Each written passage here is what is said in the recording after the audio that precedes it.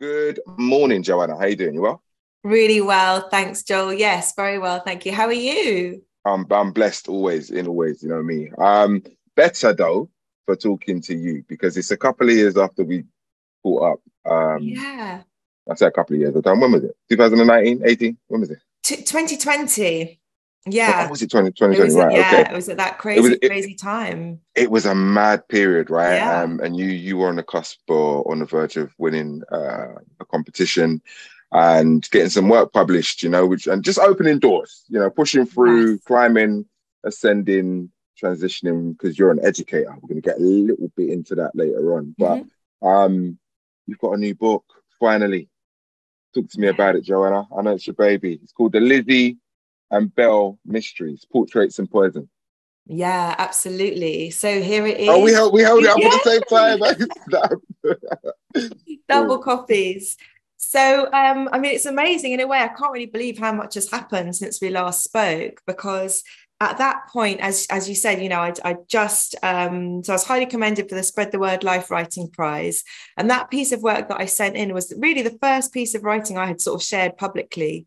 And I just sort of gone into this position of just sort of literally sort of leaving my job and hunkering down and just writing every day, all day. And the following year, I I got together with a woman called Jasmine Richards as a colleague, Jasmine Richards at Story Mix, and we had met at the British Library. I'd been running some workshops for teachers about Ignatius Sancho, this amazing writer and composer, African man living in London in the 18th century that I've become really sort of fascinated by. And Jasmine had this sort of idea around him, because she runs Story Mix, which is a fiction development studio with a focus on creating fictional stories for kids, but that center Black and brown characters. Because as we know, and as we talked about, I think when you and I last spoke, we were really seeing a lack of that representation in children's literature, in the history curriculum, on all levels. So Story Mix was kind of working to try and address that. And she came to me with an idea and asked if I'd be interested in writing a mystery series based on Ignatius Sancho. So I jumped at the chance and I got to work on the first book. So I should point out that Portraits and Poison is a sequel. So we've got the first book here, Drama and Danger. So this was published last summer in June. And it's a fictional mystery story based on Ignatius Sancho and his incredible family. Because when I was reading his real life letters and learning about his wife and his children, I was just really fascinated by this family that lived in London in the middle of the 18th century. And I felt that we hadn't really seen them out there. Patterson Joseph, the actor, has done a lot of work to bring Sancho to the surface. He's written a novel about him. He'd written a one-man show about him that I went to see. But for younger audiences, I felt that this history wasn't really sort of out there. So I wanted to get something on the page. And that was, the story behind these two books that are now out in the world. So is there going to be a third one then? You talk with the enthusiasm that there's going to be more. So I do have ideas for more books in the series. So I'm having conversations about those. And that's partly because actually Ignatius Sancho was just such a man of like so many talents. So he was a composer, he wrote classical music and sort of wrote dance steps into his scores as well. He wrote these beautiful letters. He had his portrait painted by Gainsborough. So that was part of the inspiration behind making this book here about portraits. So there are lots of different directions that you can kind of go in with him. So when I started writing the series, I had this idea that each of the books would have a different cultural theme, because I thought as well, for us as Black people, I feel like we've kind of got excellence in so many different sort of areas. So I really wanted to sort of celebrate, representation on the stage and then representation in sort of like art and artistry, and to take all of these different sort of cultural areas in turn and explore how sometimes that representation has been challenged or limited, and how we've really had to sort of fight to take back control of how we're seen on the canvas or how we're seen on the stage or on the page. So you fly by the moniker of former teacher, but you're still very much an educator in the current guise that you you've adopted as an author, right? Is that Yeah. just the best? Is that the best of both worlds for you? Are you finally in that place where you're just totally happy? Yeah, you've got it spot on. Yeah, absolutely. So one of the best things that I've been able to do as a result of writing these books is to go into schools and sort of run assemblies based on the real history that inspired them, but then also, obviously do readings for the kids and hear from them, take questions from them about the history, hear their responses to the books, and do what I really love best, which is to run creative writing workshops. So I've been going in and working with smaller groups of young people and getting them to write letters in character, to do a bit of drama, a little bit of theatre themselves, and writing, because ultimately I feel it's all about inspiring our young people to write their own stories, to find their own voices and think about what it is that they want to put out there into the world. Yeah, talk about the process then of kind of turning the idea into an actual book. So did you have the first two already done in terms of like, this is the sequel, but did you have the first one done knowing there was a sequel? And did that deal get struck straight away? Talk about the process, because there's people out there who have probably got their own ideas and just want to know how to kind of navigate the space in that way. Yeah, absolutely. So, I mean, Jasmine, in her role at Story Mix, she was sort of acting also in role of an agent for me. So, the way that it worked, and I'll talk it through, but it's a bit more unusual for fiction to sort of happen this way. So we had this idea and I wrote up a synopsis, like a sort of summary of the first book. So chapter by chapter, this is what I think is going to happen. And I had to do that so that at least the publishers could see that I'd thought the story through, because it's a mystery. They need to know that it's going to work. And then I wrote a 3-chapter sample, basically. So I sort of wrote the first 3 chapters of the book. And this was what Jasmine presented to the publishers, and the deal was struck off the back of that work. They did sign me for a 2-book deal, so that meant that whatever happened, I was going to have to write a second book. And I'd had some ideas about sort of what that might be. The art and portraits idea was sort of milling around in my mind, but I hadn't sort of written it out. So even from the very beginning, there was quite a scheduling wise, it meant I had to really kind of get my skates on and really sort of like get to work straight away to make the first book come to fruition. And in terms of the process, research wise, obviously what I had been doing was reading Sancho's letters, looking at a lot of archival material. So a lot of that historical research I'd already done in a different context, because I've been running workshops about Sancho.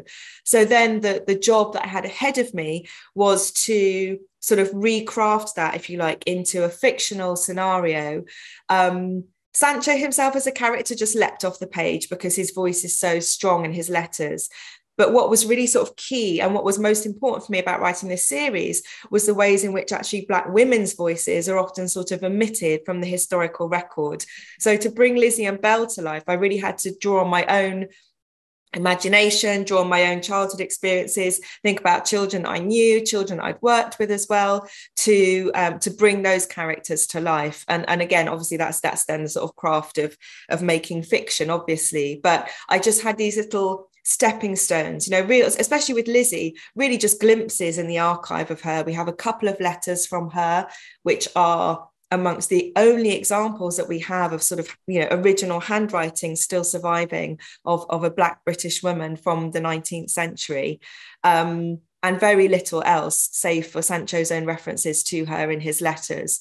So in a way, that meant I had sort of free rein to think, well, who would I like Lizzie to be? Like, how do I imagine her? What kind of girl am I going to put out there? And I wanted her to be curious and courageous. I wanted her to be a bit kind of daring and a bit someone who's prepared to sort of leap in, as it were, because really the work that the girls have ahead of them is to really probe, the stories that they're being told, if you like, and to really sort of question, as ultimately I would like my young readers to question the history that they're taught and really kind of dig a bit deeper to get at the real story. Why you JT Williams? This is just something I was curious about, as opposed to Joanna. Joanna Brown. Yeah. So basically, so it's, it's a pen name, and that's partly because I'm also writing for adults. So when I met you, I was just about to start my master's in creative writing, which I've now done. I'm working on a PhD, and I'm looking at similar material, but I'm writing fiction for adults there. So I've got 2 works that are still in progress, yet to sort of be complete and go out into the world. And I was kind of conscious that, because I'll be dealing with that material in quite a sort of different way, I felt I did want to sort of create this separation between the adult writer and the young writer. My middle name's Teresa, so the JT is just, Joanna Teresa, as I am. And then Williams is my mum's name. So actually, when you and I first met, we met to talk about the piece that I'd written in homage to my mum. Yeah. So it was just a gesture really to her, to sort of bring her into into that circle, because I feel that I really feel like I owe, all of this to her, very much so. You're going to make her very proud. I hope so. I really hope so. No. Yeah. I mean, you're doing so already. So congrats on the 2 books. When's this one hitting the shelf, actually? Yes, so very soon, 30th of March, basically. This will be out on the 30th of March, be hitting the shelves. So yeah, very, very excited to see this in the hands of lots of young readers, some of whom may have read this one and some of whom may not have done. It's kind of, it is a sequel, but ultimately it can work as a standalone. So you can kind of read and get and enjoy Portraits and Poison, even if you haven't read Drama and Danger.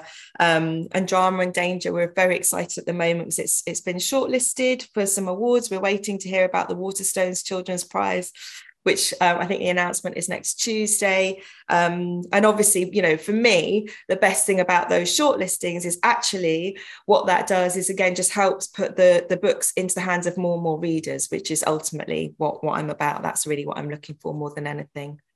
You secure TV rights on these books, Joanna? Yeah, I would love that. And I love that you say that. Thank you, because people have asked me about that. And in my mind, I see these girls and this world so vividly. And the reason that I chose to put them into, sort of fictional stories was because I realized that there are lots of people that won't get to see those historical records that are kind of like, buried deep in sort of our archives and vaults. And it is all about visibility. And I just feel like now, more than ever, it's so important that in Britain, we all have a fuller understanding of our own history and understand that, we think that there were between 10 and 20,000 Black people living in London in the 18th century. But do we get to see them in those costume dramas? Do we get to see them in those period dramas? So far, no. So I think it's really, really important to help us, just sort of change up and have a fuller, more realistic picture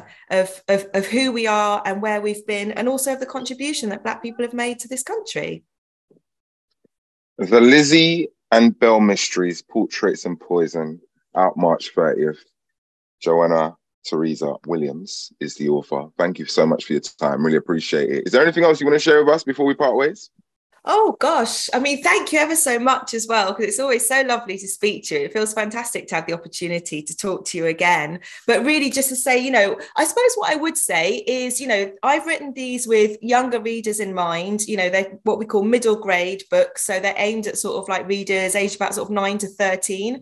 But I've also had such fantastic feedback from obviously teachers, but also parents, aunties, uncles, grandparents. And that really sort of heartens me. So for all our sort of adults out there and sort of families who are also interested in learning about this history, whether it's sort of alongside people in your family or just, want a kind of a good story, I would say do please sort of jump in and see what you think, because I want to make sure that I'm sort of honouring our past, if you like, in a way that really sort of like works for all of us. So I think that's what I'd say, that these books actually aren't just for children. They really are for all of us.